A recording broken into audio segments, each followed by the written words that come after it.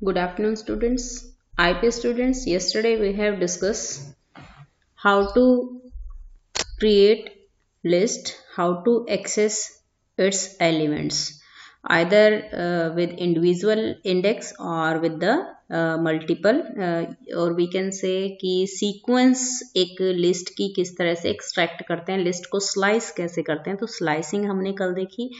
आज जो हमारा टॉपिक है that is accessing individual elements और कंपेयरिंग द लिस्ट। ठीक है, तो एक्सेसिंग इंडिविजुअल एलिमेंट्स, कल भी हमने ये एग्जांपल सेम किया था कि एक लिस्ट से इंडिविजुअल एलिमेंट्स को किस तरह से एक्सेस करते हैं। तो देखिए, we have a list vowels, vowels name से हमारे पास एक लिस्ट है। ये इस लिस्ट में हमने एलिमेंट्स इंसर्ट किए और ये हमारी लिस्ट जो है स्ट्रिंग टाइप की सीक्वेंस से रिलेटेड है।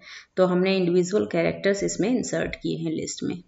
तो यहाँ A जो है 0 पोजीशन पे है, E फर्स्ट पोजीशन पे, I सेकंड पोजीशन पे, O थर्ड पोजीशन पे, O और U हमारा फोर्थ पोजीशन पे है। तो अगर हम इस तरह से अगर किसी इंडिविजुअल एलिमेंट को लिस्ट से एक्सेस करना चाहते हैं तो हम इस तरह से इंडेक्सिंग दे सकते हैं।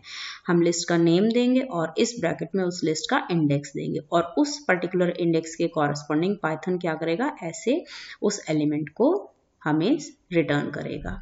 आउटपुट हमारी इस तरह से आ जाएगी। तो हमने यहाँ 0 दिया तो उसने 0 इंडेक्स के एलिमेंट को रिटर्न किया। 4 दिया तो फोर्थ इंडेक्स का जो एलिमेंट था उसने वो रिटर्न किया। अगर हम -1 देते हैं तो माइनस में इंडेक्सिंग जो होती है वो आपको पता है ना, वो बैकवर्ड इंडेक्सिंग होती है।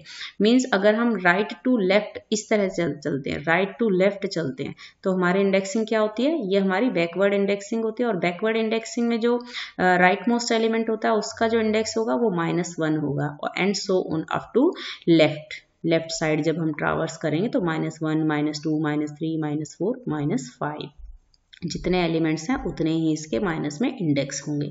तो इस तरह से आप जो भी इंडेक्स देंगे उसी इंडेक्स के कॉरस्पॉन्डिंग ये लिस्ट के एलिमेंट को रिटर्न करेगा। अब देखिए, आपने -1 दिया तो -1 पे U है, उसने रिटर्न किया। और अगर आपने 4 दिया तो फोर्थ इंडेक्स पे फॉरवर्ड इंडेक्सिंग में जो एलिमेंट आया उसने वो रिटर्न किया। ठीक है, तो आप इस तरह से लिस्ट से इंडिविजुअल एलिमेंट्स को क्या कर सकते हैं, एक्सेस कर सकते हैं। अब सेम एग्जाम्पल है। हाँ, ये देखिए एक छोटा सा जो एरर है ये क्यों जनरेट हो रही है। जब आप ऐसा इंडेक्स लिस्ट में स्पेसिफाई करेंगे जो इंडेक्स है ही नहीं लिस्ट में, यहाँ इंडेक्स 0 to 4 है और -1 to -4 है।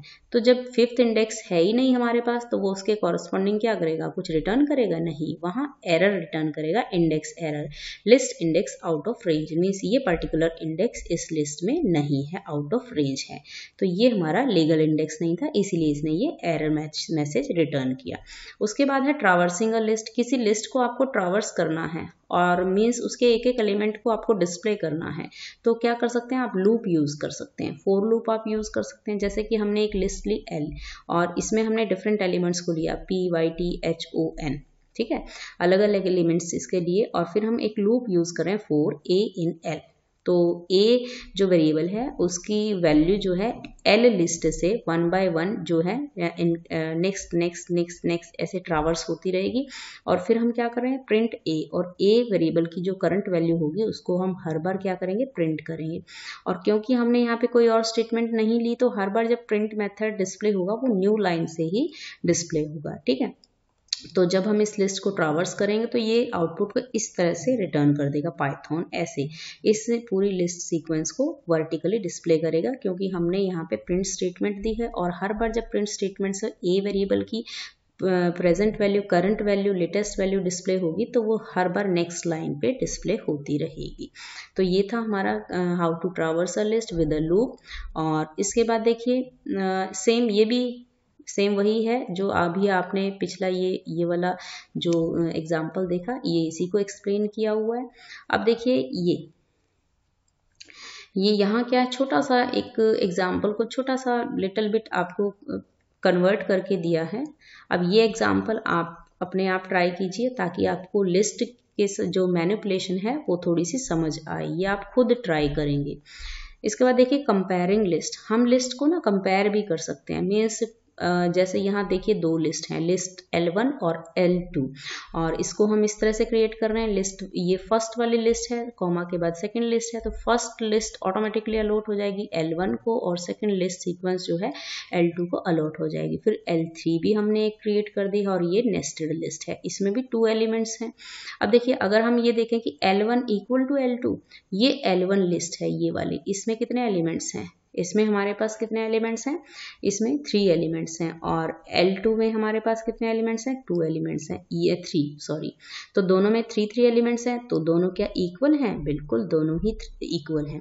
लेकिन अगर हम कहें कि L1 इक्वल टू L3, तो L1 में 3 एलिमेंट्स हैं और L3 में 2 एलिमेंट्स हैं, 1 और 2, क्योंकि ये तो नेस्टेड लिस्ट है। नेस्टेड लिस्ट को हम as a single element consider करेंगे, बेशक उसमें कितने ही एलिमेंट थे, ठीक है। तो L1 और L3 दोनों ही इक्वल नहीं है, इसीलिए ये फॉल्स रिटर्न कर रहा है इसके लिए। तो इस तरह से हम लिस्ट को ना कंपेयर कर सकते हैं कि लिस्ट दोनों इक्वल हैं या छोटी है या बड़ी है, ऐसे भी। तो L1 लेस देन L2, क्या यहाँ देखें आप कि L1 क्या L2 से छोटी है, नहीं, दोनों ही इक्वल हैं, तो इसके लिए फॉल्स रिटर्न करेगा। लेकिन अगर आप कहें कि L1 is greater than L3, तो इसके लिए ट्रू रिटर्न करेगा, क्योंकि L1 में 3 एलिमेंट्स हैं और L3 में जो है 2 एलिमेंट्स है, तो यहाँ ये ट्रू रिटर्न करेगा। तो इस तरह से आप लिस्ट जो है उनको कंपेयर भी कर सकते हैं। तो ये डिफरेंट लिस्ट आपको दे करके और यहाँ कंपैरिजन किया है, कब ये ट्रू रिटर्न कर रहा है और कब ये फॉल्स रिटर्न कर रहा है।